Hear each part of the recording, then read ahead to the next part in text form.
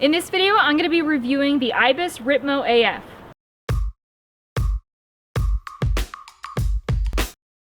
Now, just to be straight up with you guys, I work with Ibis and they sent me this bike to review, but they're a pretty cool company to work with because they give me license to let you know what I like and don't like about this bike. My goal with this video is to help you decide if the Ripmo AF is the right bike for you.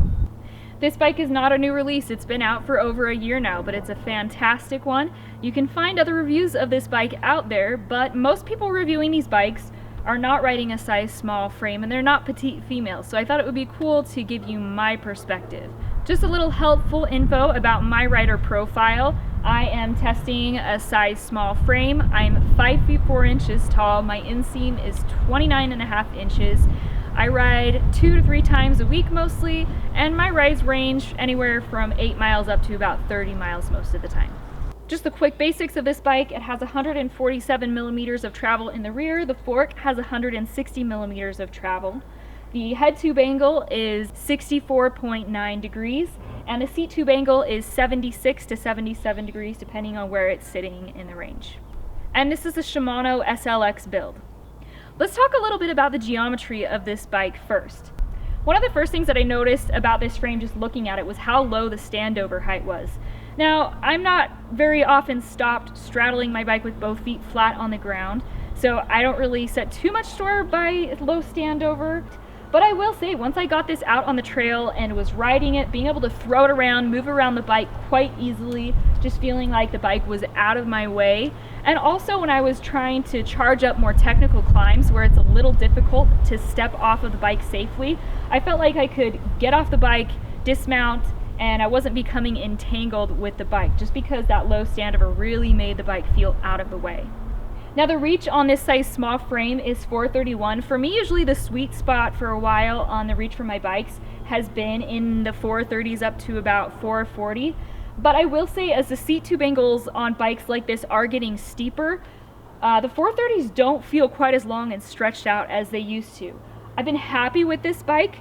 I do think if you are somewhere where you're not doing as much technical climbing and you're mostly focusing on the technical descending, if you're like me, kind of in between sizes, you might be okay to size up and go with the medium. I've actually been really glad that I went with the size small because in Sedona, we not only have a lot of steep technical down, but we also have a lot of really difficult ups. And so that's kind of a trade-off, getting something that's short enough to feel comfortable climbing and being aggressive as you're going uphill, but having something that's going to stretch you out and make you feel pretty safe when you're headed down steep terrain. But for me, like I said, on my home trails, I've actually been really happy with the size small frame. If I lived somewhere like Bellingham, Washington, maybe a medium would have been the way to go.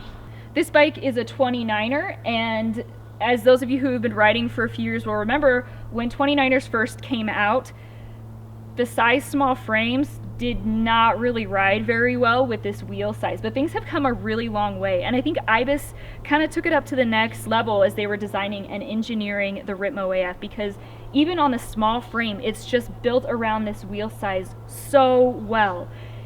I knew I was on a 29er because of the way that it rolls through some of the big chunky terrain, and so it was great being able to maximize that, but it never felt awkward. Even some of the tricky kind of steep entries to a tight switchback, I did just great on this, and the frame is built really well around it so that I don't feel like I'm riding this big, massive, awkward bike that's too big for me. It just feels like it really was designed well for riders across the size spectrum, whether you're on a size large or a size small frame.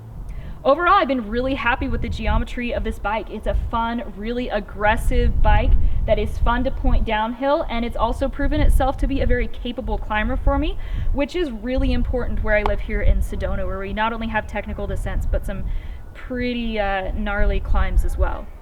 Now let's talk a little bit about the suspension on this bike. This bike is spec'd with a DVO Jade, which is a coil shock, and also a DVO Diamond fork.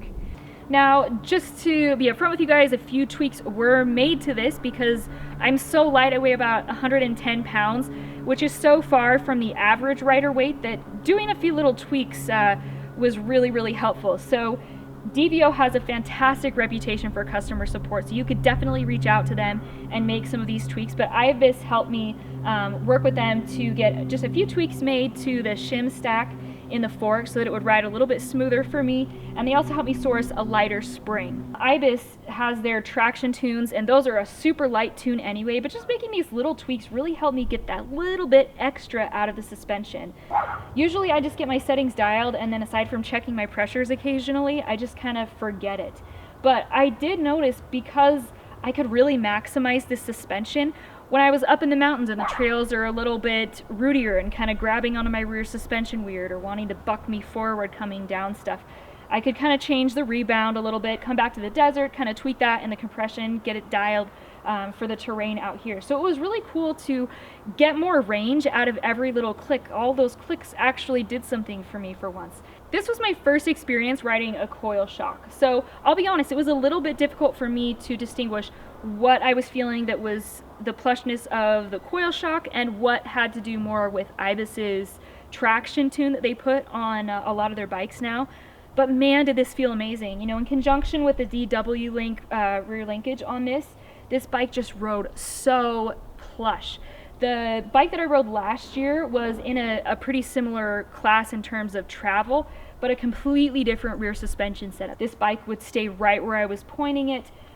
It could just handle all of the nasty chatter. There were times when I could just kind of come off of a ledge, and even if the landing was a little bit garbagey and chattery and I kind of missed the landing I was looking for, I mean, this bike would just keep tracking and just keep the momentum, keep the speed. So it was really fun because I learned to ride downhill a little bit faster on this bike, because having a little bit more of a plush bike in this travel range gave me a lot more confidence, and I could just trust this bike to keep me where I was going. Let's talk a little bit about this DW link.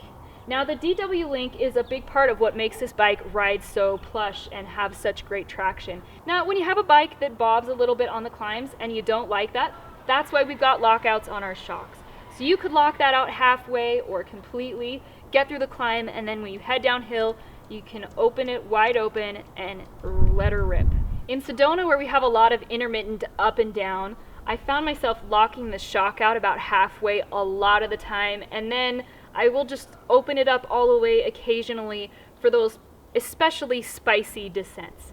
Now, when I take this up to Flagstaff in the mountains, those are more the kind of rides where you're grinding uphill for 45 minutes and then you can just plow downhill. And I would say this bike is probably better suited to that latter type of environment.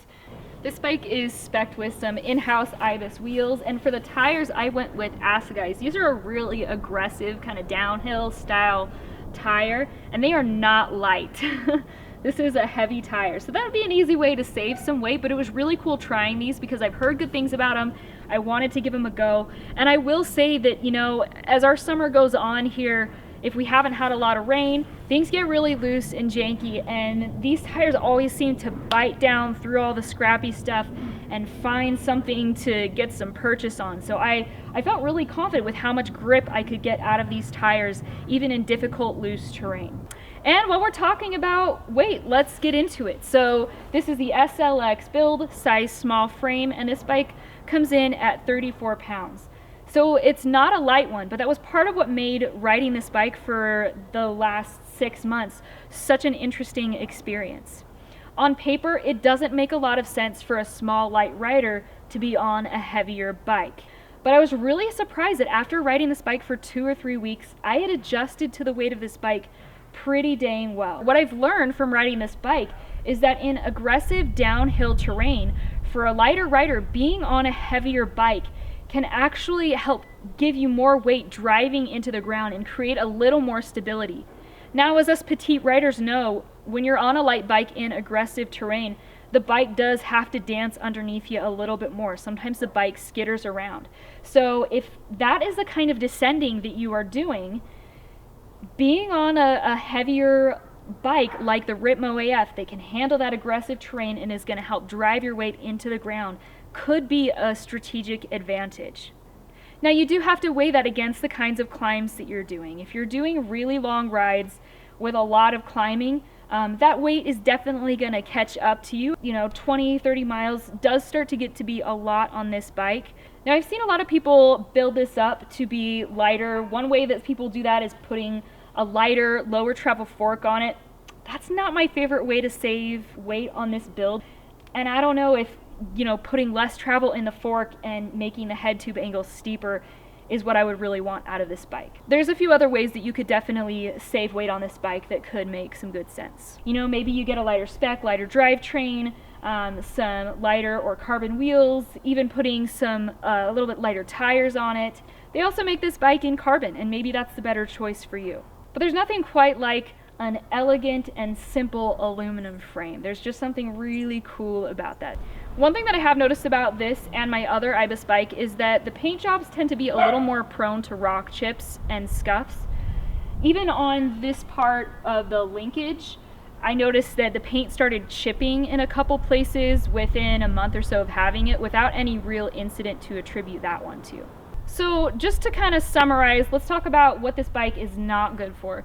So this bike is not good for people who are riding mostly green and blue trails, who don't have a lot of steep, rocky, rooty things to get through. It's a lot of bike, it's really aggressive, and it can climb, but you're gonna have to fight for those climbs. Now, where is this bike really going to excel, and where is it going to do best? I think in more mountainous environments where you've got long, sustained climbs and long, sustained, really technical descents. I also think if you're the type of person who's hitting the bike park a few times a year, maybe you don't want a dual crown bike, but you want something that you can really have some fun with in that terrain, a bike like this would make a lot of sense for you. I know choosing a bike can be hard because ultimately you just have to get real with yourself about what you plan to ride the most of. So it's a challenge, especially if you can only have one bike. This bike has been an absolute blast to ride. It's given me a lot of confidence, and I've made some real strides in my riding, being able to ride a bike like this for the last 6 months. You can check out more details about this bike in the link below. If you've enjoyed this video and learned something, maybe found it interesting, give this video a like and subscribe to the channel if you're not already subscribed. If you want to do a little more to help, consider becoming a patron or visit the Dusty Betty shop. Make sure you check out some of these other videos because if you've enjoyed this one, I think you'll like these ones too. Thanks for watching. Get dusty.